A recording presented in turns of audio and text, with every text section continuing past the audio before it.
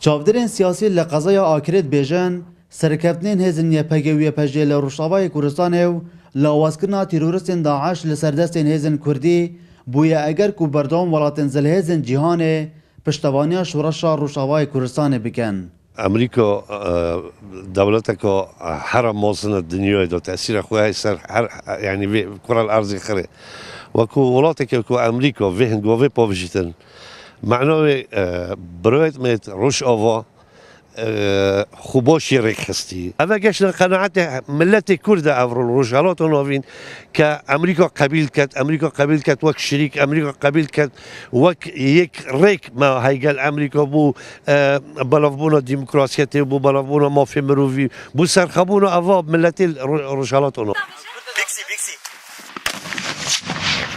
چاودرên siyasî dibêjin piştî pirçekirina YPG ji layê dûna Trump ve baştirîn belgeya li ser serkeftina vê şoreşê û diyar dikin taniha jî Tirkiyaya berdewam e li ser dijatîkirina vê şoreşê.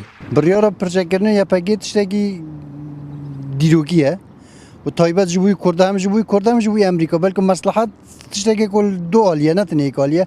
Hani çend Amerîka muhtacî Kurdan el Rojava, Kurd jî muhtacî Amerîkan el Rojava. Kurdistiyayê ne tenê bo Amerîka belkî di navbeyna hemû quwetê mentiqê de tewazunekê çêkin û Şiyayê heta nuke siyaseteke serkeftî gelek baş rêve bibin û ew çekên ku nuket da YPG gelek dewletên mentiqê nîne hêşta.